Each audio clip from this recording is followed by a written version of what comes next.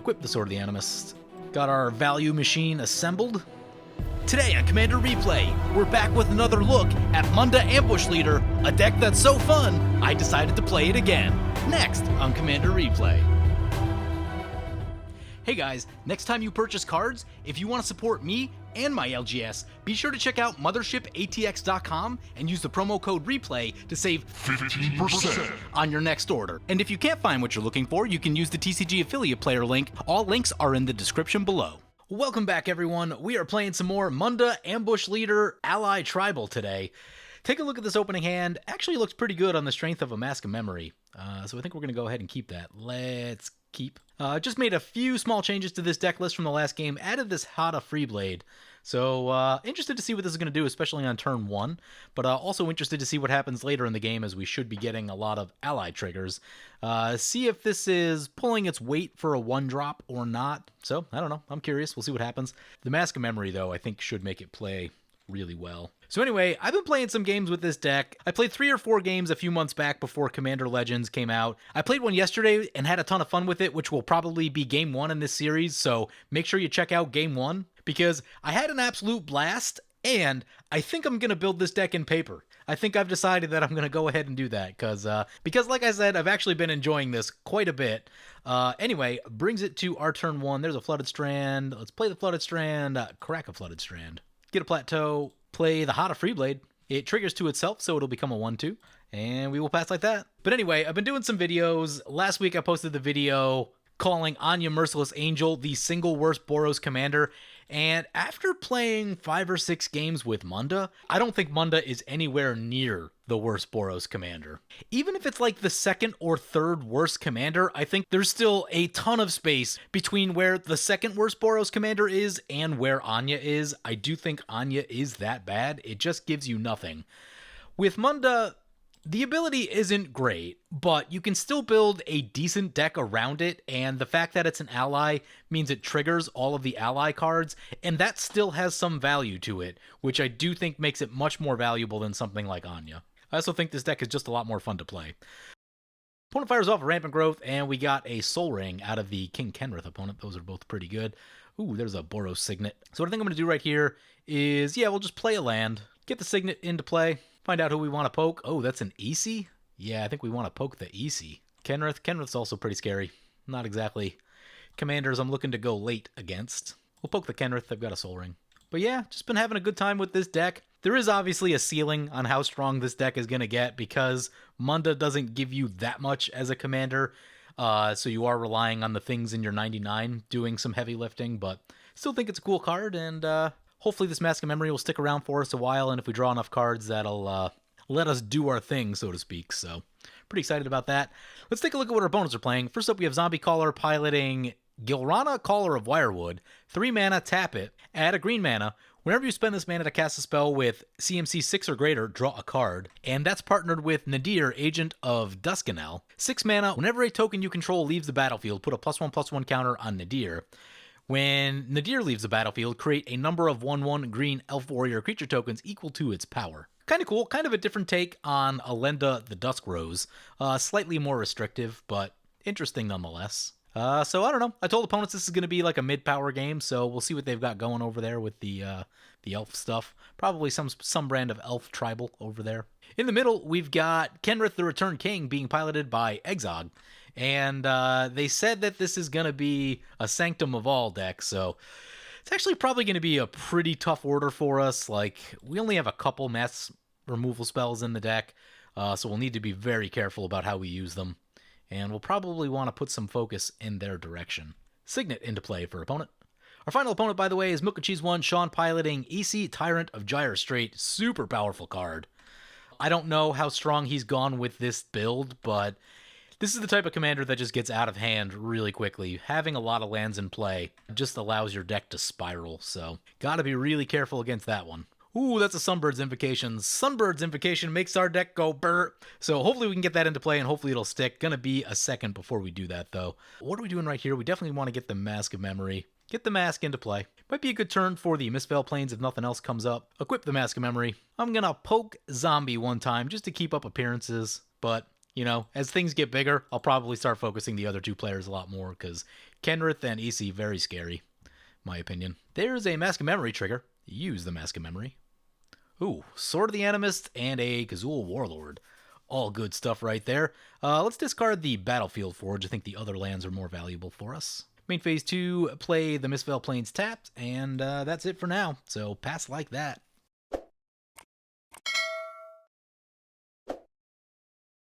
Yeah, off to a pretty good start with this one drop in this Mask of Memory. It's going well. The thing with this deck, too, is that it is better if you can explode all of your creatures onto the battlefield at once around turn 7.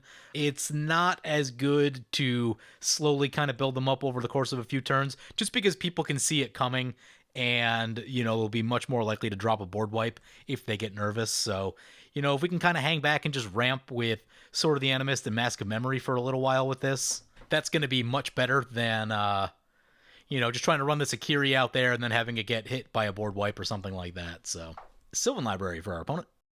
So, opponent does get their commander in Gilanra, Caller of Wirewood. I'm sure I said that wrong in the intro. Aesi, Tyrant of Gyre Strait coming into play. Super nasty. It's a 5/5. Man, I really want... Oh, what's this do? This thing's about to ultimate. Untap up to 2 target lands you control, then they become 5/5 elementals with flying and haste. Until end of turn, they're still lands. That's not the worst thing I've ever seen. That's not strong enough for me to give up the Mask of Memory trigger by attacking the Planeswalker. We have 2 utility lands in hand, Scavenger Grounds, Makokoro. We're going to play the Sword of the Animist, equip the Sword of the Animist. Got our value machine assembled. Hopefully doesn't get shot. Attack into the Kenrith opponent. They also have a Sylvan Library now, and I love to attack players with Sylvan Libraries just because burning their life total down means they can't draw as many cards or have to make some really tough decisions about drawing cards. So, yeah.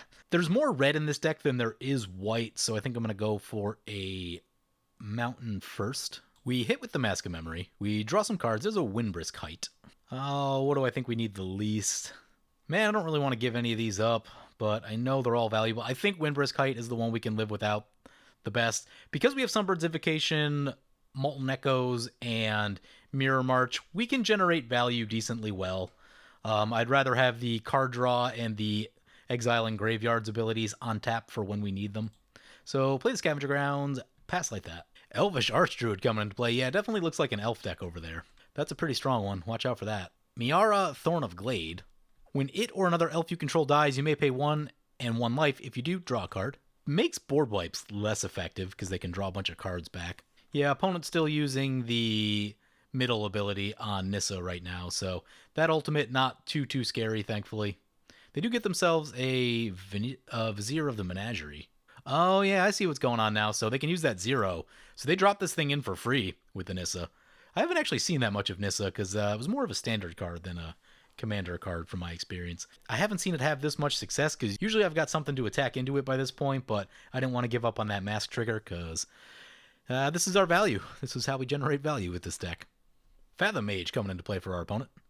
The other nice thing too right now, like if we found a board wipe or something, we actually have very low exposure on the board. We have a single 1-drop creature and all of our other creatures in our hand, just kind of riding the value train with the equipments, but we are going to have to actually find a way to poke through now. Aesi coming our way. Well, that should get easier. Yeah, we're going to take a hit right here. There's going to be 5 commander damage. Might want to think about some sort of blocking. There's a Reckless Bushwhacker, another ally that we can use at some point. I don't think Sean's looking to trade in a Fathom Mage. So I'm going to send this into Sean's face. Sword of the Animist trigger. Use ability. Let's get a Plains right here. Just make sure we have enough white. He goes no blocks. Mask of Memory trigger. Keep drawing them cards. There's a land and a Blasphemous Act. Perfect. We can live without the Rugged Prairie, I think. You know, maybe we wait a turn on the Blasphemous Act. Oh, you know what we could do? Rugged Prairie. Discard that. Play the Makokoro. 3, 4, 5, 6, 7. There are 1, 2, 3, 4, 5, 6, 7 creatures in play. Blasphemous Act costs 2. Oh, if there was one more creature in play, we could go Sunbirds into Blasphemous Act and then cast the thing with the Sunbirds. What do we want to do in the meantime? Because I really want to get some value, just like I don't want someone to just immediately shoot the Sunbird's Invocation. I don't know, maybe we just draw a card with Makokoro. That's 3. Yeah, maybe we just cast Munda. Like, I know we're probably going to Blasphemous Act, but I'd rather just have this blocker in right now. If opponent wants to come back our way, then I will just throw Munda under the bus. Had a Free Blade trigger. Munda trigger. Nothing there. Those all go to the bottom. I played this deck yesterday. You guys will probably see it in game 1, but I whiffed with this trigger a lot. Really wasn't until later on in the game where it started to be more of a thing. Yeah, we'll pass like that. On this next coming turn, I think opponents will probably drop quite a bit of stuff into play, so this will probably be the turn for Sunbird's Blasphemous Act. Here comes Nadier into play, and they get to draw a card because they use their other commander to cast it. Sylvan Library triggered for our opponent. Oh, you want a card I forgot to put in this deck? I really want to put a Temple Bell in the deck because when you do get the Munda trigger, obviously things end up on the top of your library. If you have a Temple Bell, you can just activate the Temple Bell and then draw that card immediately. Divining Top will also work similarly. So those become reasonable cards with Munda and things that I should definitely look to put in this deck. Opponent's going to scry 2 with Vanessa. Man, it's up to 8 loyalty. Seems good. Autumn Willow. Interesting. Shroud, and until end of turn, can be the target of spells or abilities controlled by target player as though it didn't have Shroud. It's out of Homelands, I believe. Not a great set, but cool flavor and interesting art. Mechanically, the cards were bad, though. But I think it was definitely a breakthrough on the storytelling front. So as bad of a set as it is, still some nostalgia there, and it definitely had some cool things other than, like, gameplay mechanics. Boots coming into play. Put the boots on the Aesi. Opponent's going to swing over to the Nissa Steward of Elements. Yeah, that's kind of what I was hoping to accomplish by casting our Munda right here. I know we're going to run up the cost on it if we just Blasphemous Act, but Nissa takes the hit, goes down to 3 loyalty. Sweet. End step, we're going to activate Makokoro. Wouldn't mind another land, but I know we just skipped past a few with Munda. There's a Chroma's Will. Not a land, but super powerful card. Brings it back to our turn. There's Oketra's Monument. That's also a powerful card. We can try to force Munda through if we put the sword on it, but that uses mana. But then they might block, and then things would die, and that would reduce our Blasphemous Act count. So I think the plan right now is going to be keep swinging this thing into Sean. I don't think it really makes sense to go anywhere with the Munda at the moment. Sword of the Animus trigger. What do we have? We still have a lot of red cards in hand. Let's get another mountain.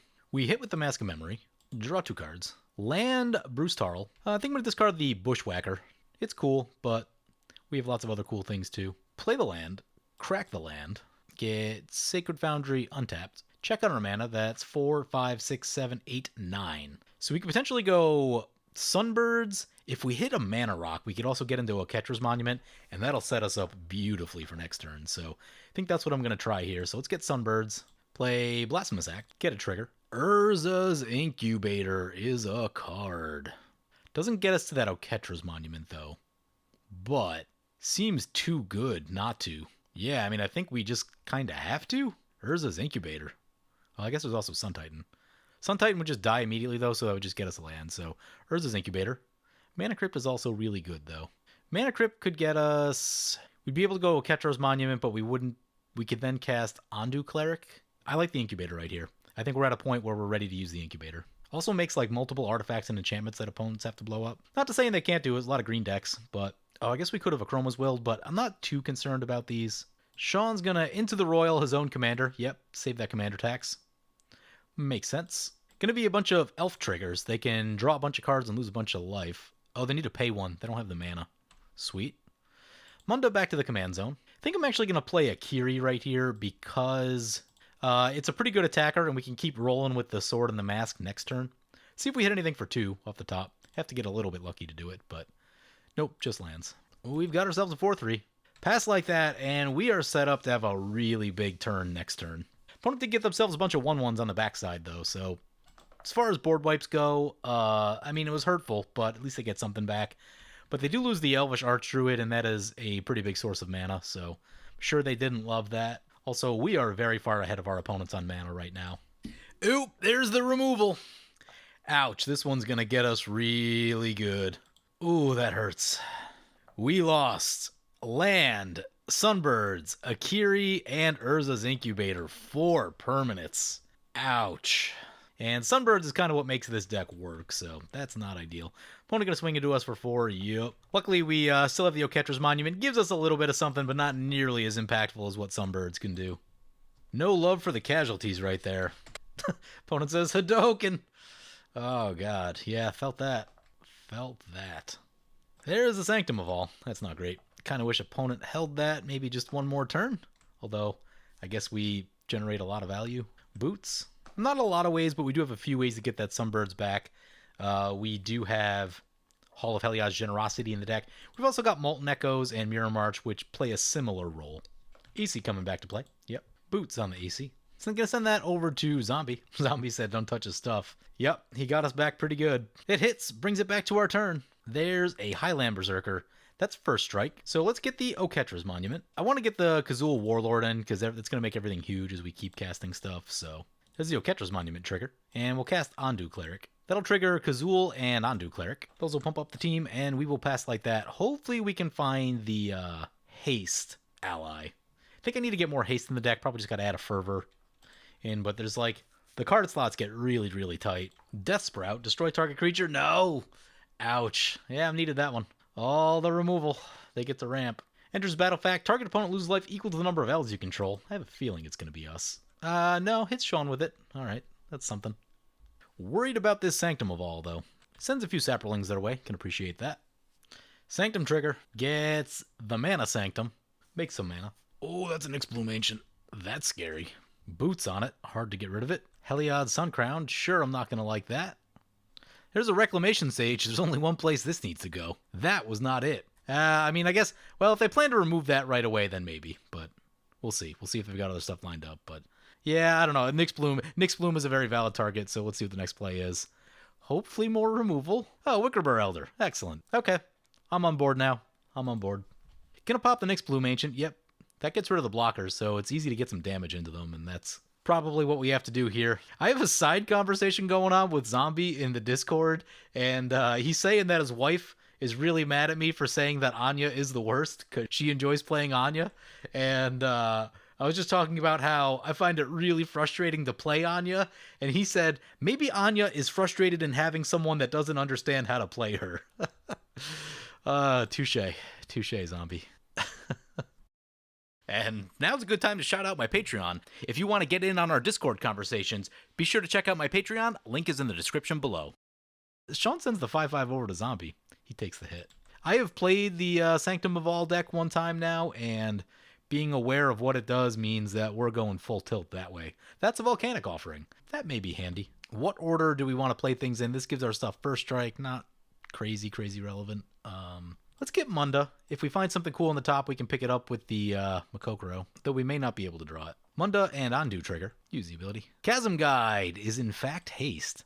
Put that on top. That is the one we need. These cards going to the bottom, sadly.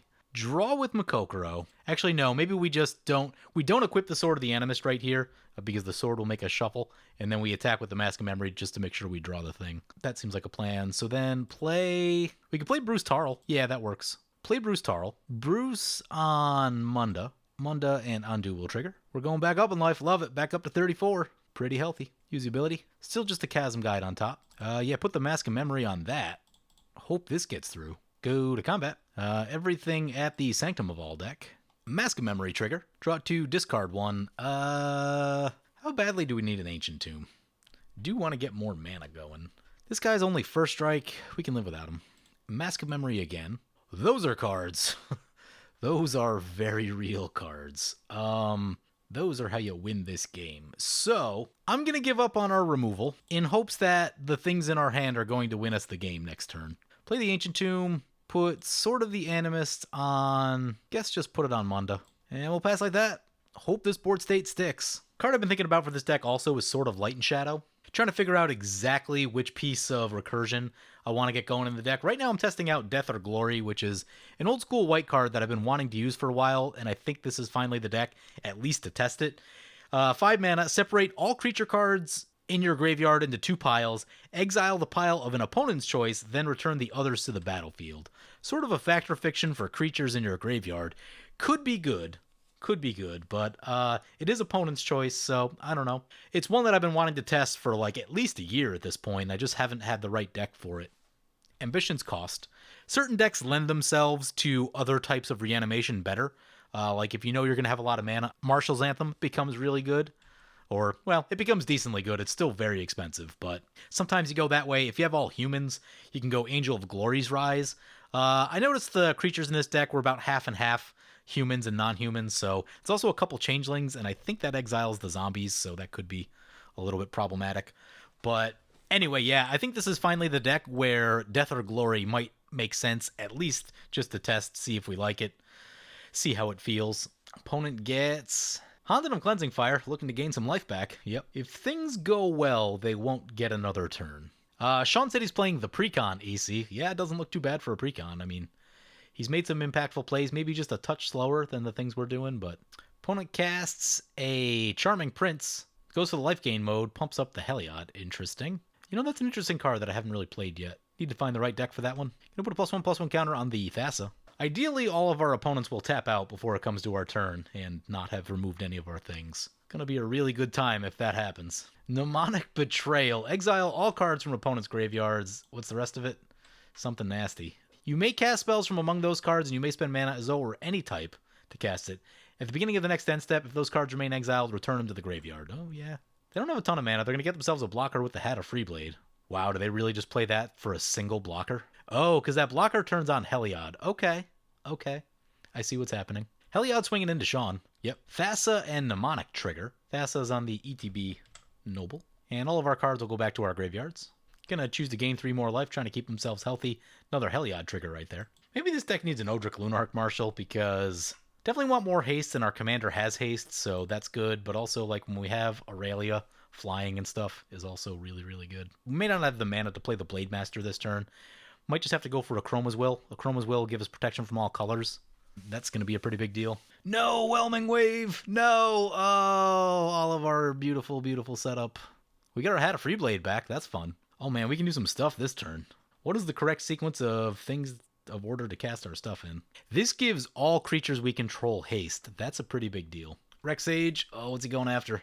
Don't be the Oketra's Monument. Gonna go after the Thassa, but Thassa's indestructible, so that's not going anywhere. Their commander does not get hit by the Whelming Wave, so 5 more coming our way. Luckily, we're at 38, but that's going to be 10 commander on us, so, you know, watch out for the commander damage. Brings it back to our turn. I'd actually like a land off the top. We have the cards we want. We just need mana to cast them all. Tome of Legends, more card draw. Okay, here we go. Had a Freeblade first, most definitely. Oketra's Monument trigger. Had a trigger, always yes. Ondu Cleric. Use the Ancient Tomb. More triggers. Mana's getting tight. Mana is getting tight. We have 2, 5, 6, 7, 8, 9 mana left. Some cost reduction. Man, I wish that Urza's Incubator stuck around. 9 mana. Aurelia uses 5 of it. Ooh, yeah, that's a thing. Oh, this also gives all creatures double strike. That's pretty huge. So that'd be 4, that'd be 4, that'd be 8. That leaves us with 1 left over. Means we wouldn't get the double combat. But maybe we keep Aurelia safe is the plan. This is going to grow 2 more times, so that'll be 4 with double strike, that'll be 8. I think that gives us enough to get rid of the Sanctum of All Players. So let's go Chasm Guide, Oketra's Monument, bunch of triggers, Resolute Blade Master. This is going to give them all double strike, haste on the bottom, and then put a Mask of Memory on, I guess on a warrior, just since the warrior is less likely to get shot. Okay, let's do some attacking. Definitely want to take out the Kenrith. That's 8, 10, 12, 14, 16, 22. Then we can get started on the other 2 as well. There's the first Mask of Memory trigger. Tithe Heliod's Intervention. Guess we discard the Tome of Legends. Hope our mask sticks around. I think we have enough cards to win. We just need to be able to cast them. And there's the second Mask of Memory.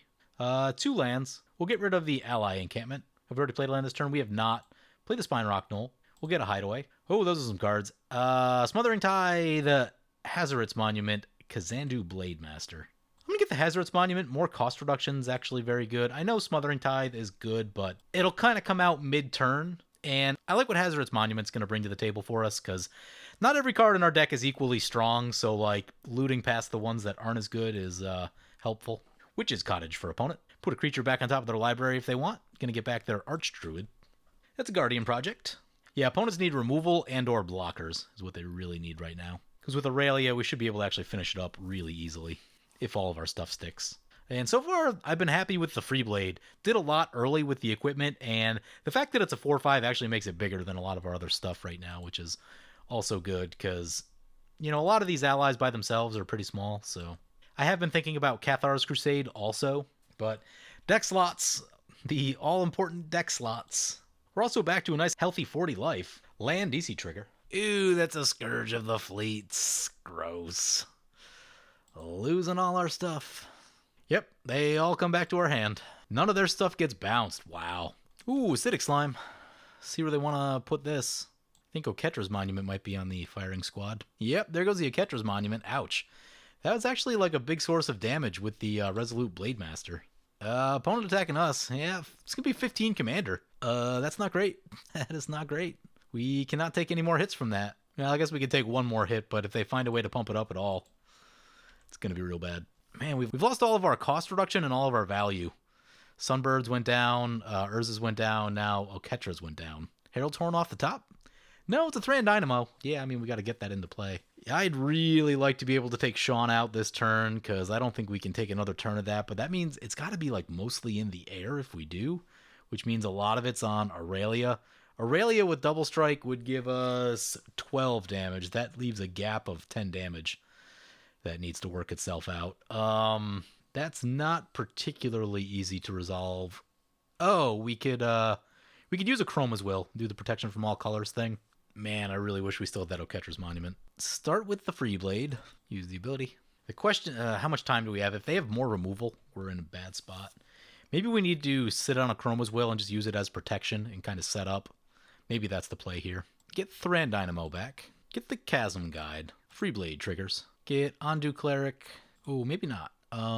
Maybe we are playing Ondu Cleric. Have we played a land this turn? I don't think we have. Let's play Tithe. Get a Plains. Wow, opponent actually has more lands than us.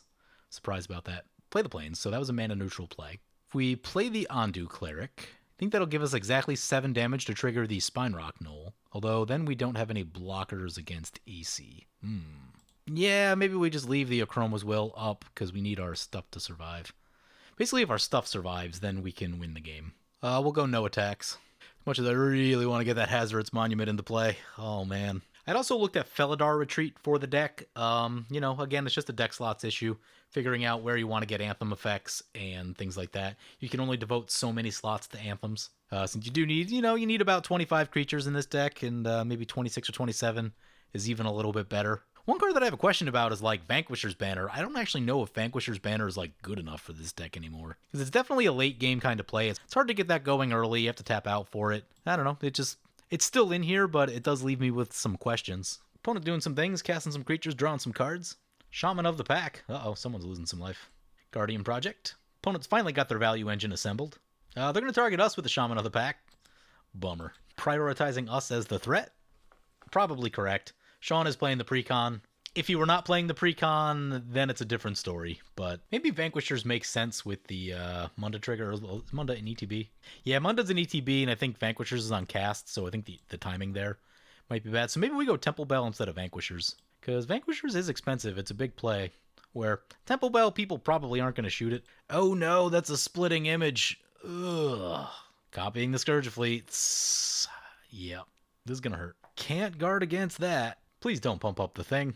Rampaging Baloths is not a +1/+1. Man, Ondu Cleric, we're still at 32, so they don't have lethal on us.